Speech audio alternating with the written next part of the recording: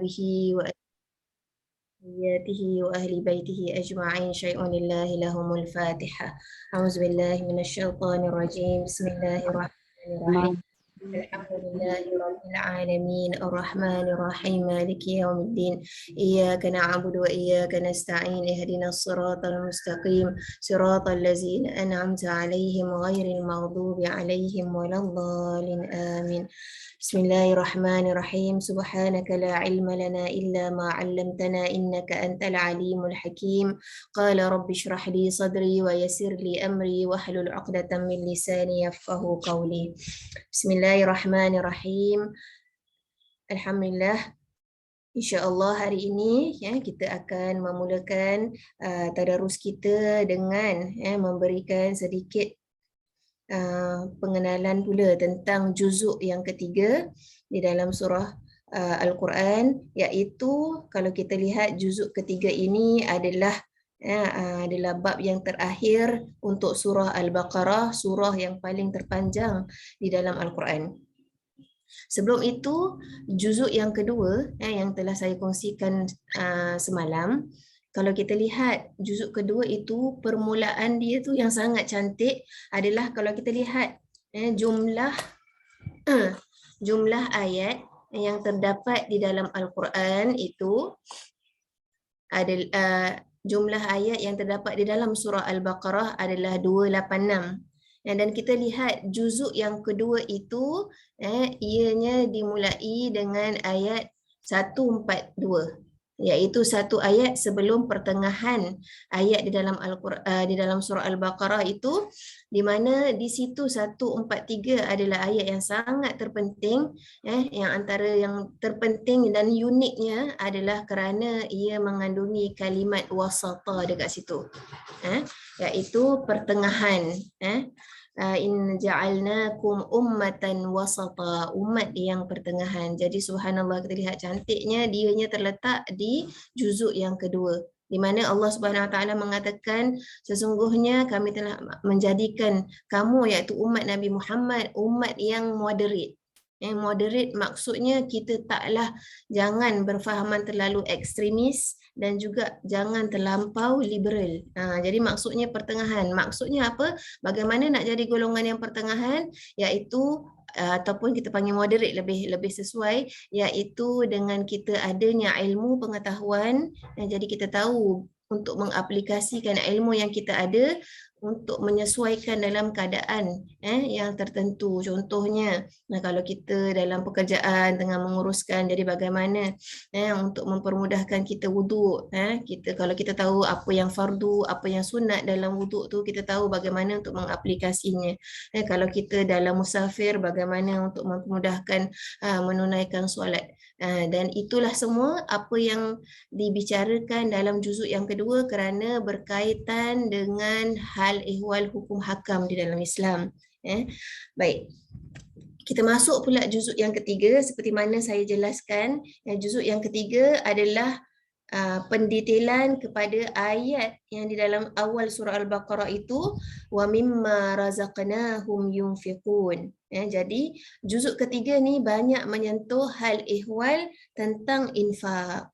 Infak tu apa? Membelanjakan apa yang telah direzekikan kepada kita oleh Allah Subhanahu Wa Taala, maka kita belanjakan di jalan Allah. Dan ini tidak semestinya bermaksud hanya berupa wang, namun tetapi contohnya kemahiran yang kita ada, kita boleh infakkan kepada masyarakat. Masa yang kita ada, kita boleh gunakan untuk membantu orang, kepakaran yang kita ada. Jadi itu semua merupakan infak di jalan Allah Subhanahu Wa Taala yang boleh kita gunakan, yang boleh kita infakkan di jalan Allah Subhanahu Wa Taala. Dan terutamanya adalah wang, adalah rezeki yang telah Allah Subhanahu Wa Taala kurniakan.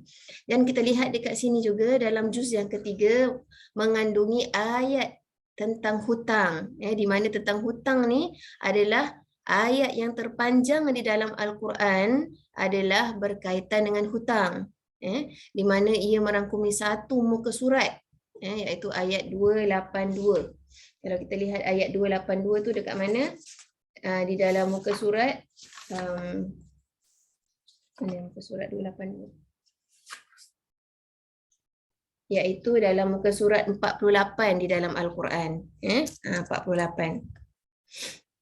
Baik, dan ia juga di dalam sini juga subhanallah, Allah Subhanahu Wa Taala memberikan gambaran bagaimana kalau seorang itu infak di jalan Allah, ia bukanlah sesuatu yang sia-sia, malah Allah Subhanahu Wa Taala merupakan saving yang paling menguntungkan di sisi seorang hamba itu kalau dia menginfakkan sesuatu itu di jalan Allah.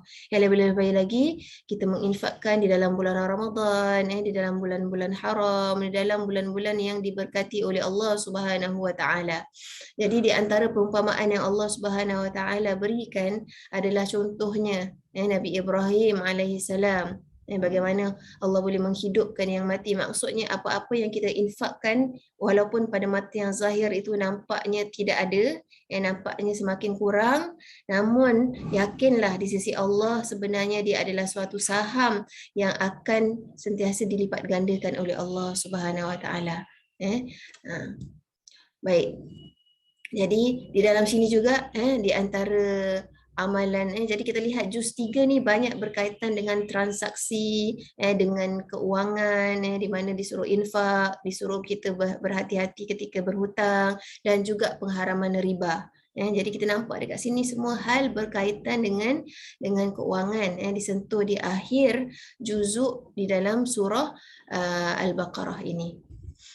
Okey, baik. Antara yang teristimewa lagi, kita lihat dalam surah Al-Baqarah, di akhir surah Al-Baqarah dalam juz ketiga ini, kita akan melihat adanya surah yang agung, iaitu ayatul kursi, ayat kursi. Allahu la ilaha illa huwal hayyul qayyum.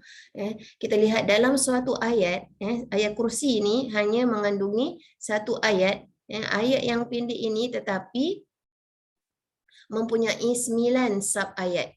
4 ayat itu di hadapan berkait rapat dengan 4 ayat yang di belakangnya. Subhanallah. Itu kita lihat di mana keindahan ayatul kursi ini seolah-olah ini seperti ring composition. Maksudnya apa? Apa yang dicakap dengan awal, penutupnya adalah sama dengan yang awal. Kemudian yang kedua sama dengan yang second last. Maksudnya dia punya dari segi pengisiannya. Dan di tengah-tengah tu, ya'lamu ma baina aydihim wa ma khalfahum. Itu yang di tengah-tengahnya. Jadi anda boleh lihat dekat sini, di mana ayat hingga ayat 1 dan 9 itu adalah Allah Subhanahu Wa Taala memperkenalkan dirinya dengan menyebut sifat-sifatnya. Allahu la ilaha illa huwal hayyul qayyum.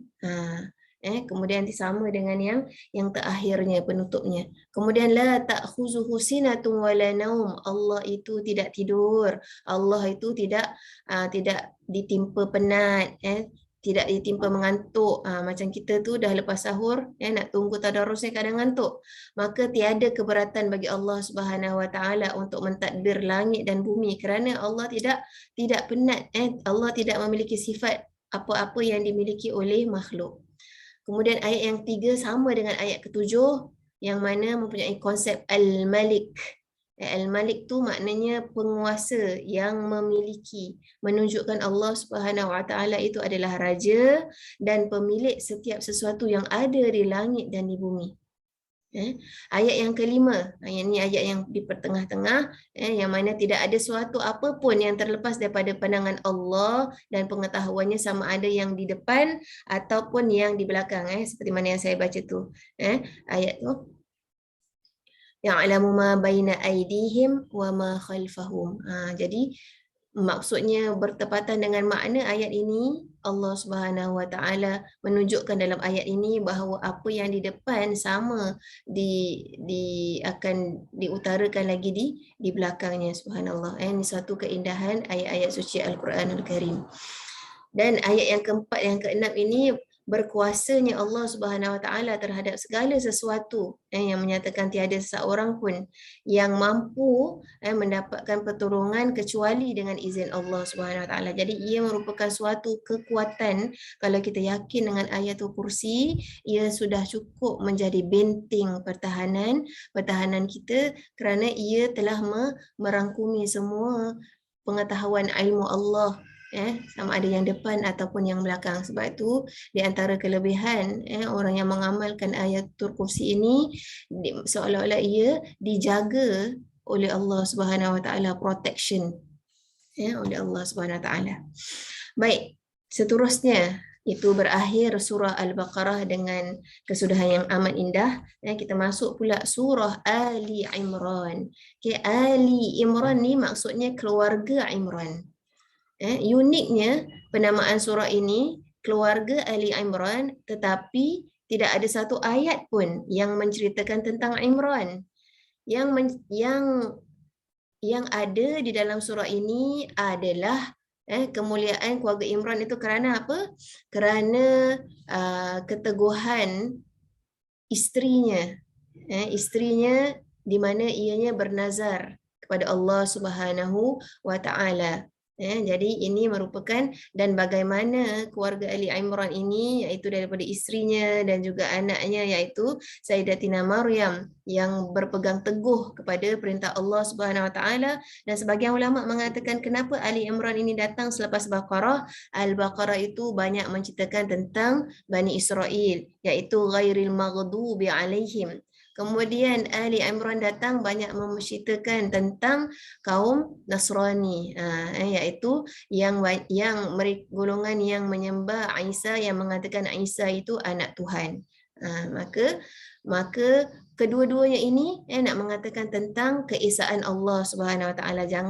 Janganlah kita menjadi seperti mereka yang tersesat.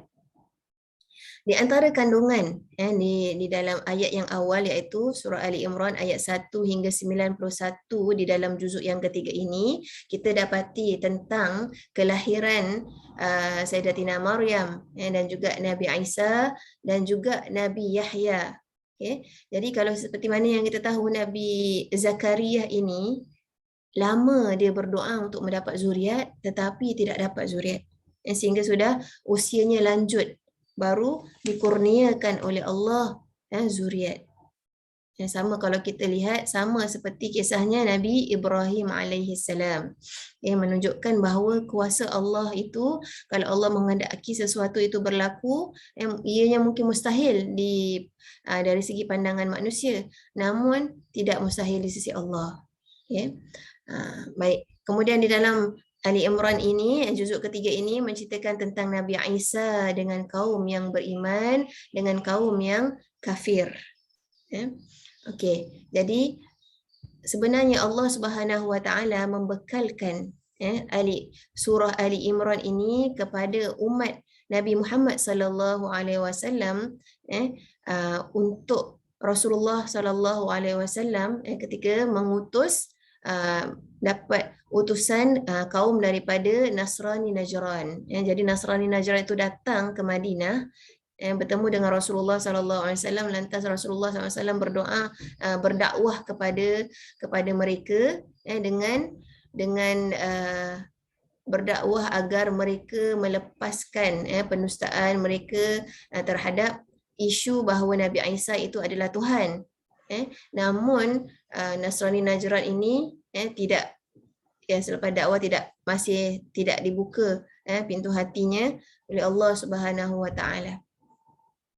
Begitu juga Allah Subhanahu Wa Taala mengarahkan Nabi untuk terus berdakwah kepada ahli kitab agar mereka itu bersatu dengan Islam, seperti mana yang kita tahu bahawa dalam Al-Quran ini terdapat juga dalam keimanan kita kepada Al-Quran. Begitu juga Allah Subhanahu Wa Taala menyuruh kita dalam awal surah Baqarah tu, suruh kita beriman kepada kitab-kitab yang telah diturunkan oleh Allah, kitab-kitab terdahulu. Sebab itu kita lihat dalam surah awal surah Baqarah mengatakan walladzina yu'minuna bima unzila ilaika wa ma unzila min qablik, iaitu beriman dengan apa yang diturunkan kepadamu, iaitu Al-Quran, dan juga apa-apa yang telah diturunkan oleh Allah kepada nabi-nabi yang terdahulu, iaitu apa yang Allah turunkan kepada kitab Zabur, kitab Taurat dan kitab Injil, kerana ianya semua turunnya oleh Allah Subhanahu Wa Taala kepada kaum-kaum yang tertentu, mengajak mereka untuk mengesakan Allah Subhanahu Wa Taala. Baik, itulah dia sedikit pengisian untuk juzuk yang ketiga, iaitu kita masuk pada awal surah Ali Imran, iaitu surah yang ketiga di dalam Al-Quran. Sekian, wassalamualaikum warahmatullahi taala wabarakatuh.